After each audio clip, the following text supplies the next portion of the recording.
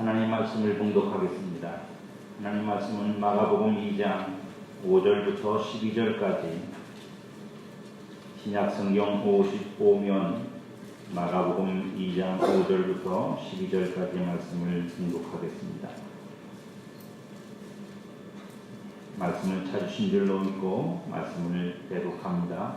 예수께서 그들의 믿음을 보시고 중풍병자에게 이르시되 작은 자야 내 죄 사함을 받았느니라 하시니 어떤 서기관들이 거기 앉아서 마음에 생각하기를 이 사람이 어찌 이렇게 말하는가 신성모독이로다. 오직 하나님 한 분 외에는 누가 능히 죄를 사하겠느냐. 그들이 속으로 이렇게 생각하는 줄을 예수께서 곧 중심에 아시고 이르시되 어찌하여 이것을 마음에 생각하느냐. 중풍병자에게 내 사함을 받았다 하느니라 하는 말과 일어나 내 상을 가지고 걸어가라 하는 말 중에서 어느 것이 쉽겠느냐. 그러나 인자가 땅에서 죄를 사하는 권세가 있는 줄을 너희로 알게 하려 하노라 하시고 중풍병자에게 말씀하시되 내가 내게 이르노니 일어나 내 상을 가지고 집으로 가라 하시니 그가 일어나 곧 상을 가지고 모든 사람 앞에서 나가거늘 그들이 다 놀라 하나님께 영광을 돌리며 이르되 우리가 이런 일을 도무지 보지 못하였도다 하더라. 아멘. 우리가 오늘 말씀은 지난주에 이어지는 말씀이기 때문에 우리가 지난주에 그들의 믿음을 보시고 라고 하는 말씀을 1절과 5절의 말씀을 가지고 나눴고요. 오늘은 5절부터 12절의 말씀을 가지고 내 죄 사함을 받았느니라 라고 하는 말씀을 함께 나누겠습니다. 만일 오늘 우리가 본문 5절에서 읽었는데 5절에 있는 말씀을 보면 5절에 그렇게 기록되어 있습니다. 예수께서 그들의 믿음을 보시고 중풍병자에게 이르시되 소자야 작은 자야 내 죄사함을 받았느니라. 만약 예수님이 이 말씀을 안 하셨다면 아마 중간에 6절부터 12절까지는 빠졌을 겁니다. 왜냐하면 논쟁이 필요 없었을 테니까요. 예수님이 그 말씀을 하심으로 인해서 치유의 사건이었던 이 중풍병자를 고치는 문제가 논쟁으로 바뀝니다. 무슨 논쟁으로 바뀌냐면 죄 사함을 누가 감히 하나님이 아닌 사람이 하느냐라고 하는 문제로 논쟁이 바뀝니다. 이 논쟁의 시발점이 예수님입니다. 예수님이 말씀을 하셨기 때문인데 분명히 전체적인 본문의 내용을 읽어보면 이 예수님의 말은 지극히 다분히 의도적입니다. 일부러 그렇게 하셨다고. 너희에게 무언가를 가르치고 알게 하기 위해서 그렇게 하셨다고 분명히 말씀하셨습니다. 그러나 오늘 우리가 이 본문을 살피기 전에 한 가지 좀 먼저 생각해 볼 문제가 오늘 본문에는 우리에게 있습니다. 이게 뭐냐면 우리가 이 본문 같은 유의 어떤 여러 가지 형태, 비슷한 형태의 성경 본문들이 성경에 보면 특히 복음서에 많이 있는데 이런 것들을 통해서 우리가 범하는 영적인 오류가 가끔 있습니다. 그것이 뭐냐면 본문에서 보면 병을 고치는 치유의 문제와 죄를 사하는 문제가 두 개가 이렇게 섞여 있습니다. 엉켜 있습니다. 그리고 오늘 본문에 보면 죄를 사하는 것을 주님이 먼저 하시죠. 그리고 나서 나중에 이제 그 중풍병자에게 자리에서 일어나 걸어가라고 말씀하십니다. 우리는 너무 쉽게 이런 본문들, 이런 성경들을 보게 되면 이런 어떤 그 논리에 빠지기 쉽습니다. 병은 죄로부터 온다. 이거 아주 틀린 말은 아니지만 그러나 이게 하나의 그 영적인 원리로 만들어지면 그리고 그걸 끝까지 믿고 그것을 믿음으로 받아들이면 아주 위험합니다, 여러분. 그런 모든 병은 다 죄예요. 감기 걸려도 죄고 죄졌어요. 지난주에 감기 걸려서 찬송자가 그랬어요. 그러니까 이런 원리를 우리가 잘못 세우면, 영적인 원리를 잘못 세우면 그러면 우리 이 문제가 심각해집니다. 사실 오늘 이 본문의 말씀은 주님이 우리에게 그런 원리를 가르쳐 주려고 말씀하신 게 아니에요. 주님의 의도가 죄는 육체적인 질병은 다 죄로부터 오는 거야. 그래서 죄사함이 먼저고 고치는 게 나중이야 라고 그걸 가르치려고 이렇게 말씀하시는 건 아니라고요. 그 원리는 우리 인간들이 만들어낸 거예요. 이걸 해석하는 사람들이 그렇게 해석해서 그렇게 원리를 만들어서 그렇게 한 거예요. 물론 성경에 보면 그렇게 표현된, 구체적으로 표현된 부분들이 없지 않아 있습니다. 하지만 또 반대의 말씀도 있습니다.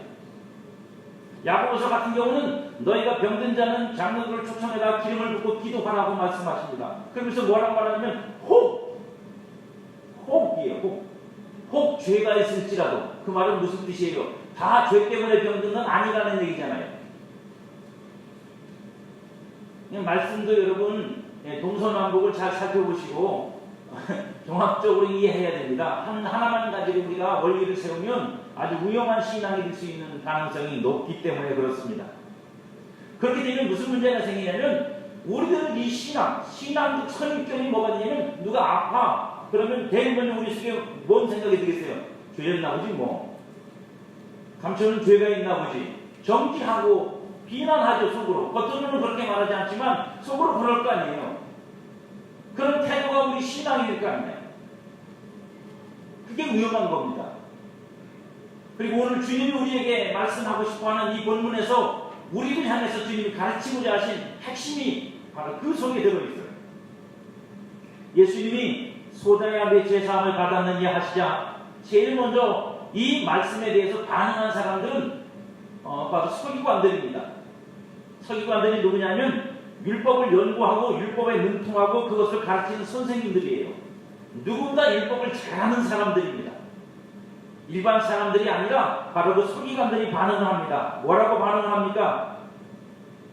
네가 누군데, 네가 뭔데 하나님만 하는 죄 사하는 권세를 네가 부리냐? 네가 뭐야? 라고 하는 반응을 분명히 주님께 보이죠. 율법에는 분명히 하나님만이 죄를 사하시는 거로 되어 있습니다. 출애굽기 34장 7절에도 보면 인자를 천대까지 베풀며 악과 과실과 죄를 용서하리라. 하나님이 용서하시는 거죠.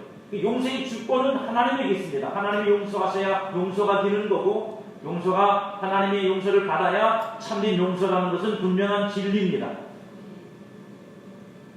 그리고 구약에는 특별히 또 그 죄를, 그 백성들이 하나님께 그 죄를 용서받는 제도도 있어요. 우리가 소위 말하는 제사가 있지 않습니까? 하나님 앞에 가서 양을 잡거나 비둘기를 잡거나 염소를 잡아서 하나님 앞에 속죄 제물을 드리면서 죄를 용서받습니다. 하나님이 용서하시고 용서를 받기 위한 하나님의 제도가 있고 그것이 법으로 정해져 있고 그 룰이 이스라엘 백성들에게는 이미 있어요. 그런데 오늘 예수님께서 중풍병자를 보시면서 그런 방식을 따르는 것도 아니고 하나님도 아닌 사람인 이 예수가 이 중풍병자를 향해서 소자야 네 죄 사함을 받았느니라고 하는 이 말을 들었을 때 서기관들이 지금 제가 여러분들에게 말씀드린 이 성경 구절이 슥 지나가지 않았겠느냐. 하나님만 용서하는데 지가 뭔데 용서할까? 만약 하나님이 용서하신다고 해도 하나님 앞에 그렇게 제사를 드려서 제물을 드리고 그래서 그렇게 용서받아야지. 네가 뭔데? 네가 뭐 하나님이냐? 하나님 대신이냐? 뭐 그러면서 속으로 벌써 정죄하고 비난하는 마음이 가득했으니까 그 마음에 그런 마음이 있었을 거라. 신성모독이라는 말이 당연하죠. 서기관들이 틀린 생각을 가지고 있는 건 아닙니다. 우리도 의문을 갖지 않을 수 없습니다. 왜냐하면 예수님도 분명 율법을 가르침을 받았을 테고 어릴 때 토라를 배우셨을 거 아닙니까? 배우셨을 거고 누구보다도 하나님이 율법에 말씀하신 것을 누구보다도 잘 아실 텐데 왜 굳이 이 중풍병자에게 죄 사함을 선포하셨느냐고요. 그냥 중풍병자 손을 잡으시고 일어나 걸어라 그러시든지 그것도 귀찮으시면 그냥 보시고 일어나라 그러시든지 그래서 또 고쳐졌을 거 아니냐고. 왜냐면 다른 데서는 그렇게도 고치셨으니까. 근데 오늘 본문에 보면 굳이 예수님이 죄 사함을 받았느니라고 말씀을 하세요. 선포를 하세요. 그리고 그것이 논쟁이 돼요. 그것 때문에 사실은 주님이 하시고 싶은 얘기를 할 수 있게 된 거예요.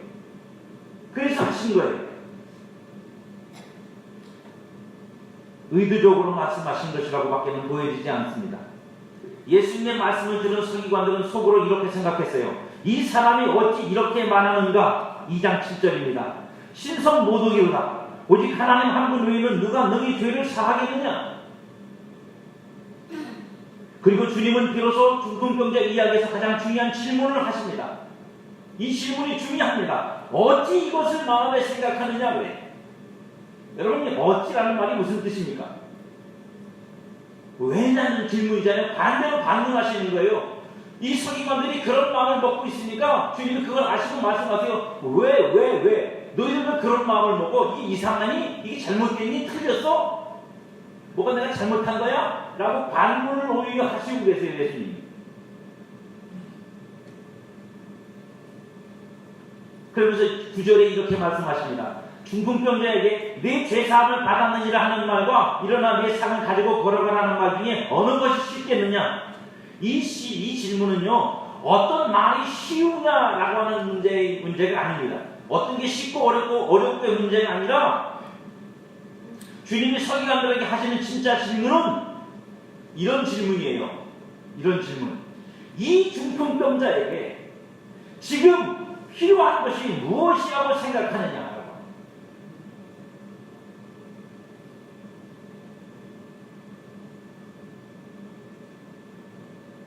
서기관들은 지금 율법자입니다. 율법사들이라고. 율법을 가르치고 율법을 연구하고 율법을 누구보다 많이 하는 사람이에요. 그래서 그들은 그 중풍병자를 보면서 율법적인 관점으로 보고 있어요. 아, 저가 죄 때문에 저렇게 됐구나. 그래서 그 사람에 대해서 자기들이 할 수 있는 게 아무것도 없다고 생각합니다. 왜냐하면 하나님이 저 사람을 용서해 주기 전까지는 저 사람은 중풍병이 나올 수도 없고 중풍병으로부터 자유해질 수도 없어요. 그러니까 아무리 율법을 연구하는 사람들이지만 그 율법 속에서 자기들이 얻은 것들은 그것밖에 없는 거예요. 그래서 주님이 그들에게 묻는 겁니다. 이 중풍병자에게 지금 가장 필요한 것이 너는 뭐라고 생각하니?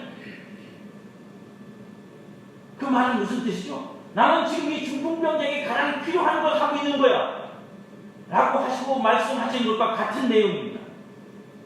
그리고 또 질문 속에 또 질문이 있는 거예요. 너희는 이 중풍병자에게 무엇을 했냐? 그 중풍병자가 어느 날 하루 갑자기 생긴 건 아닐 거 아니에요. 그 마을에서 오랫동안 살았을 거고 그 마을에서 같이 살던 이웃이었을 거 아닙니까? 근데 너희는 이 중풍병자에게 지금까지 무엇을 하느냐고 주님이 물으시고 계시는 거예요. 여러분, 이 사람이 중풍병자가 된 것이 무엇 때문입니까? 물론 맞습니다. 죄 때문입니다. 그럼 그 죄를 죄되게 만드는 게 뭐죠? 지금 성경 공부 시간입니다. 죄를 죄되게 만드는 게 뭐예요? 율법이에요. 율법으로 정해지는 거죠. 뭐가요? 죄가 죄로 드러나는 거예요. 율법이 있기 전에는 뭐가 없다고 그래요? 죄를 죄로 정하는 일이 없어요. 율법이 있기 전에는. 율법이 있음으로 인해서 마침내 죄가 죄로 드러나고 그래서 죄인 아니던 사람들이 죄인으로 드러나기 시작하는 거예요. 율법은 하나님의 이름으로 죄를 판단합니다. 죄다 아니다를 판단한답니다. 그러면 이 중풍병자가 병에서 놓이려면 무엇이 필요합니까? 하나님의 죄로 율법을 가지고 죄로 판단하는 판단으로부터 죄가 용서받았다는 결정이 내려야 이 사람이 자유해지는 거예요. 그런데 율법은 하나님만이 죄를 사할 수 있다는 원리를 앞세워 그게 당연히 성경이 그렇게 율법이 기록되어 있으니까 그래서 그 사람이 중풍병에 걸리는 것을 죄 때문이라고 그렇게 정지하는 것까지는 하는데 그 다음을 할 줄 모른다고요. 그게 끝이에요. 그러니까 네가 그 병 걸린 건 네 죄 때문이야. 죄 져서 그래. 너는 죄인이야 라고 하는 데는 율법이 역할을 하는데 그 이상을 못한다고요. 그게 끝이라고.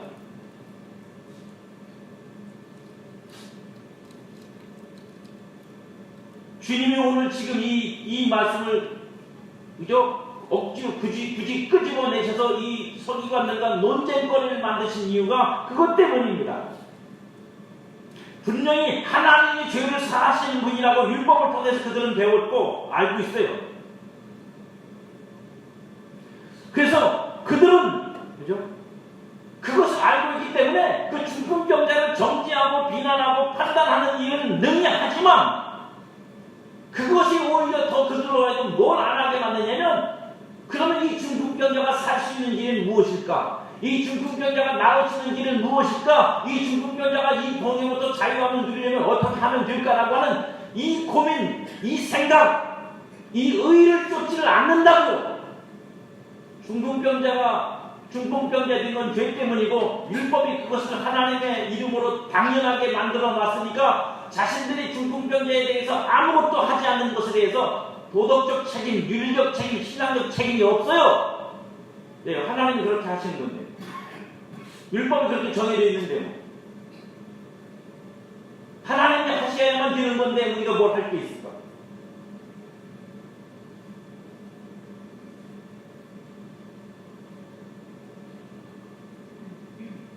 주님의 반문은 그겁니다. 그런 너희들 때문에 이 사람이 중풍병자가 된 거야.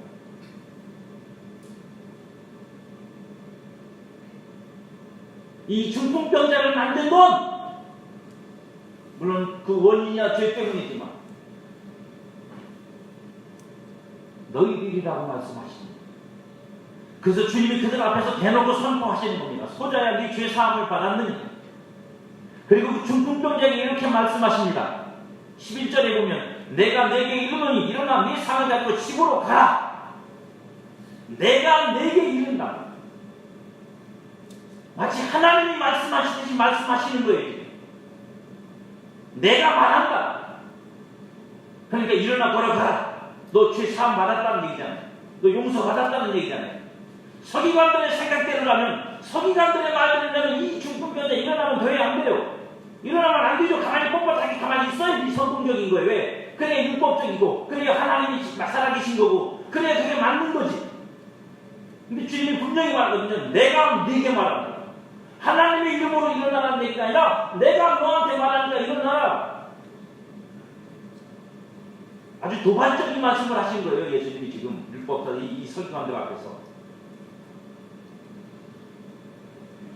현장에서 하나님만이 사하실 수 있다는 죄를 예수님이 선포하시고 그러니까 선포했으니까 에이 저 뻥쟁이 하나님만이 하는 건데 제가 말한다고 용서가 되나? 저건 신성모독죄야. 저 죄에 하나님이 반응할 리가 없죠. 당연히 반응하시면 안 되죠.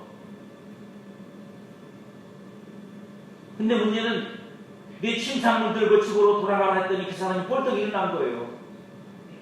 그 사람이 뻘떡 일어난 거라고.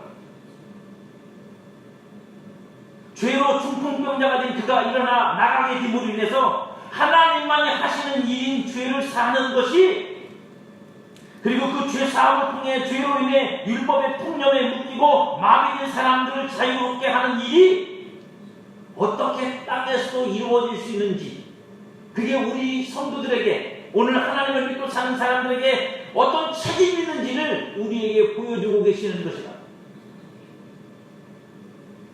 그래서 주님이 오늘 본문에서 가장 중요한 말씀을 하십니다. 10절에 가면 그러나 인자가 땅에서 죄를 사하는 권세가 있는 줄을 너희로 알게 하려 하더라. 중요한 건 그거죠. 너희로 알게 하려 한다. 내가 너희들에게 무언가를 드러내려고 그런다. 내가 너희들에게 무언가를 계시하려고 그런다. 너희들이 지금까지 오해하고 알지 못했던 눈 감고 있었던 어떤 부분을 내가 밝혀내려고 그런다. 이 중풍병자 이야기의 목적 그리고 예수님이 죄사함을 선포하신 목적이 바로 여기에 있습니다. 그러면 우리로 무엇을 알게 하려고 주님이 이렇게 하셨다고 말씀하십니까?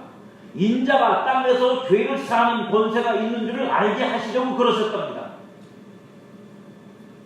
이제 뭐 본문을 설명을 잘 드렸으니까 대충 이제 이해하셨을 테고 그럼 문제는 뭐냐면 그럼 인자가 누구냐라고 합니다. 인자는 말 그대로 사람의 아들입니다. 말 그대로를 풀면 사람의 아들. 그런데 하나님에게만 죄를 사하는 권세가 있고 사람에게는 죄를 사할 권세가 없다고 믿는 사람들 앞에서 지금 주님이 이 말을 하시는 거잖아요. 그죠? 예, 지금 이 서기관들이 믿고 있는 건 뭐냐면 하나님만 죄를 사할 수 있고 사람은 죄 사할 수 있는 권세가 없어. 아무도.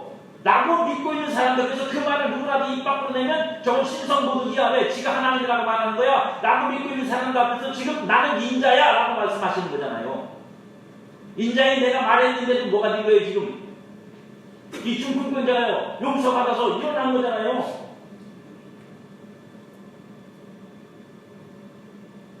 그죠?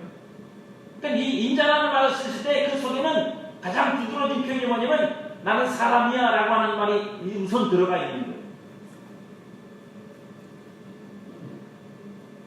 나는 사람이다. 그죠? 예수님 사람이셨으니까 이 땅 육신을 보신 예수님. 그리고 주님이 또 한 가지 중요한 단어를 사용하시는데 그게 뭐냐면 땅에서라고 하는 말이에요. 하나님은 어디서 용서하시죠? 하늘에서 용서하시죠. 근데 예수님은 지금 어디서 용서하신다고 말씀하세요? 그냥 땅에서 인자가 죄 사하는 권세가 있는 줄을 너희로 알게 하려 함이라고 말씀하세요. 주님은 지극히도 의도적으로 그렇게 말씀하시는 거예요. 물론 여기서 말하는 인자는 뭐 성서적으로, 신학적으로, 그죠? 하나님의 아들, 종말적으로는 하나님의 아들, 세상을 심판하신 메시아를 내피한다고 그렇게 해석합니다. 하지만 분명히 우리가 이해할 수 있는 것은 뭐냐면 최소한 사람이에요. 근데 어떤 사람이냐가 중요하죠. 하나님의 아들이신 사람이에요.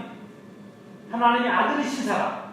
그렇다면 우리가 이것을 최소한으로 좁혀서 해석을 한다고 해도 여기서 인자는 누구냐면 하나님의 자녀인 사람들이에요.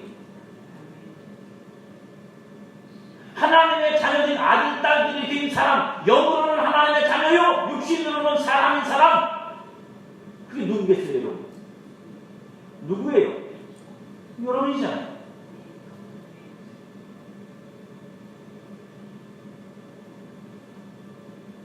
그렇다면 최소한 이 땅에서 사람에게 죄를 사하는 권세, 다시 말하면 성도에게는 하나님의 사랑, 하나님의 용서가 무엇인지를 아는 성도에게는 그 죄를 사하는 권세가 있다는 말씀입니다.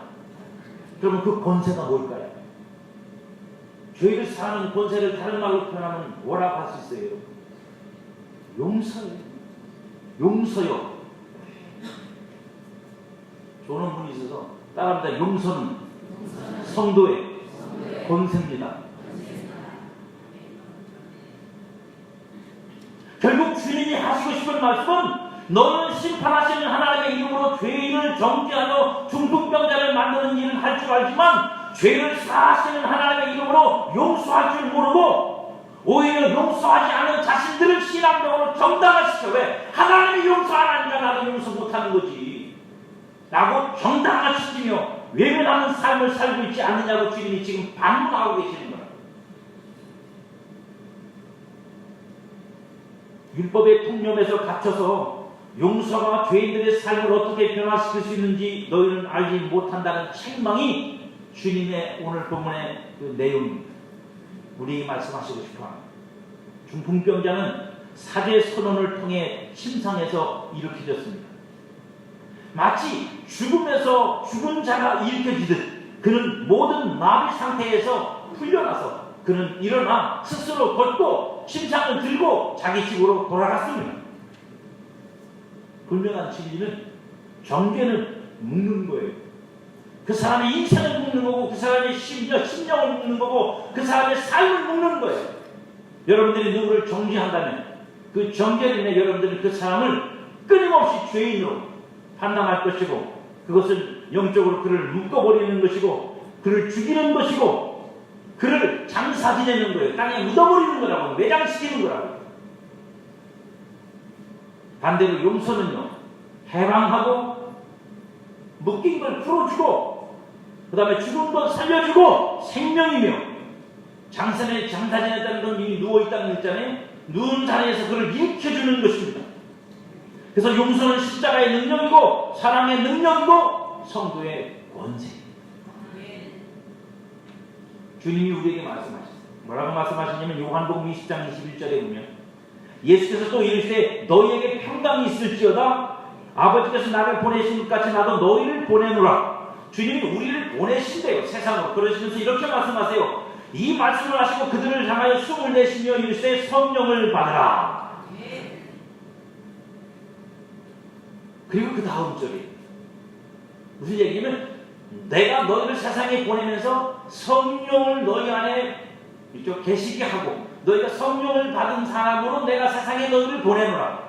그럼 너희가 세상에 가서 할 일이 뭐냐? 너희가 누구의 죄든지 사하면 사해질 것이요 누구의 죄든지 그대로 두면 그대로 있으리라.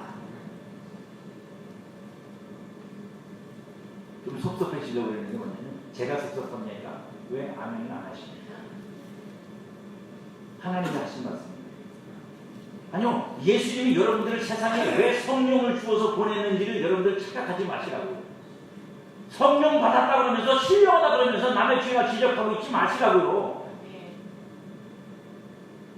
성령은 절대로 우리 안에서 남의 죄를 정하고 지적하고 판단하게 만들지 않아요. 용납하지 않으세요. 그걸. 저 사람이 죄인인 걸 알게 하시지만 그를 불쌍히 여기고 그를 위해 오히려 내가 회개하게 만들고 그를 그 죄로부터 노임받고 해방받고 구원받게 하도록 애쓰게 만들지.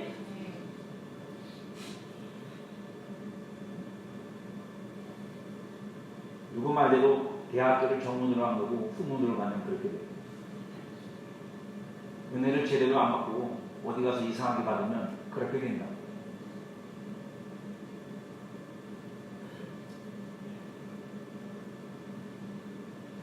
바울도 주님의 뜻을 분명하게 우리에게 가르칩니다. 에베소서 4장 32절에 보면 서로 친절하게 하며 불쌍히 여기며 서로 용서하기를 하나님이 그리스도 안에서 너희를 용서하신과 같이 하라. 용서하랍니다. 여러분, 용서한다 이 하라는 얘기는 무슨 뜻이에요? 용서하면 뭐 한다는 거예요? 여태까지 설교하면 다 헛거니 거꾸로 갔어요. 용서하라는 얘기는 무슨 뜻이에요? 너희가 용서하면 용서된다는 얘기잖아요. 여러분들이 용서 100만 해도 용서가 안 되면 무슨 소용이 있냐고. 여러분들이 100번 1000번을 용서한다고 말해도 그 말이 다 헛말이고 오늘 이 서기관들 말처럼 저건 신성모독이다. 지가 뭔데 누굴 용서해. 저도 죄인이면서 누굴 용서해. 라고 해서 아무 효용이 없는 거라면 무슨 소용이 있냐고요. 아무 의미가 없잖아요. 그냥 말뿐이지. 근데 주님이 우리에게 말씀하시는 거예요. 너희가 용서하면 뭐 한다는 거예요? 용서가 된다는 얘기잖아요. 죄가 사함 받는다는 얘기잖아요. 골로새서 3장 13절도 마찬가지입니다. 누가 누구에게 불만이 있거든 서로 용납하며 피차 용서하되. 피차 용서합니다. 앞에는 서로라고 되어 있고 똑같은 내용이죠. 주께서 너희를 용서하신 것 같이 너희도 그리하라.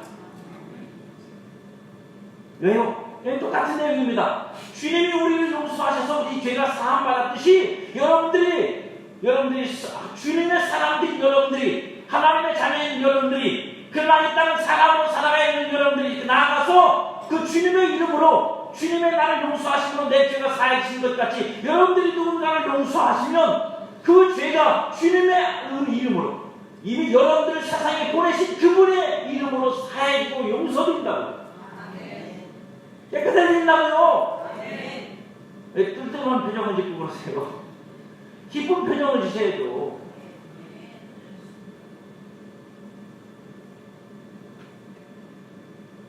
오늘도 여러분들에게 결론으로 질문을 합니다.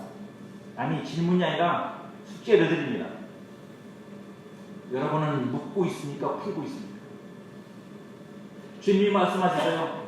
너희가 땅에서 묶으면 하늘에서 묶이고 땅에서 풀면 하늘에서 풀릴 것이다. 성도는 이 권세를 가진 사람입니다. 우리는 이걸 어디다만 쓰냐면 기도하고 응답받고 무슨 권세 부리는 데만 써먹어요. 남 협박하는 데다 쓴다고요. 그런 데다 쓰지 마시고 용서하는 데다 쓰세요. 용서하는 데다 쓰시라고. 내가 용서하면 하늘에서도 용서가 되고 내가 용서하지 않고 그런 죄로 정죄로 묶고 있으면 하늘에서도 묶어서 그가 중풍병자처럼 묶인 사람으로 마비인 사람으로 살 수밖에 없다는 사실을 주님은 오늘 우리에게 말씀하고 계시는 거예요. 엄한 율법이 아니라 십자가의 사랑이 죄를 변화시킵니다. 엄한 율법이 우리를 변화시키는 게 아니라 십자가의 사랑, 우리를 용서하시기 위해서 십자가에 주신 그 사랑이 우리를 변화시켰고 저와 여러분을 그렇게 변화시켰습니다. 내가 그 사랑을 받고 그 용서를 받아 변화된 존재라면, 그래서 여러분이 성도가 됐다면, 그래서 그 죄사함의 은혜를 안다면 그 십자가의 용서의 능력을 믿어야 합니다. 믿어야 한다는 말은 믿습니다가 아니라 그 믿음을 가지고 용서하라.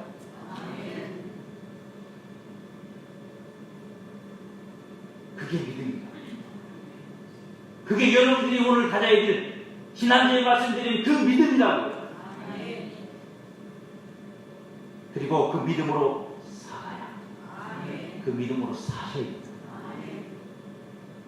이제 여러분 마음속에서, 여러분 인생에서 이렇게 말해야 될, 이 말을 들어야 될 사람들이 있습니다. 이제 당신은 용서받았습니다. 이제 당신은 용서받았습니다. 우리 각자에게 이 말을 해줘야 될 사람이 있고, 누군가 내게서 이 말을 들어야 될 사람이 있어요. 더 이상 그를 묶지 말고, 그를 마비되게 만들지 말고, 꼼짝 못하도록 여러분들이 그것으로 여러분들이 동동 묶어놓지 말고 이제 말하십시오. 당신은 용서받았습니다. 주님도 당신을 용서하고, 나도 주님이 나를 용서하신 것처럼 당신을 용서하고, 내 죄사함을 받았느니라 여러분의 입술로, 여러분의 마음으로 여러분들이 하십시오. 그러면 하늘에서도 사해지고 그 사람의 삶에서도 사해지고, 그가 묶임과 매임으로부터 풀어져서 그가 주님 안에서 진짜 변화된 삶을 살 수 있게 될 것입니다.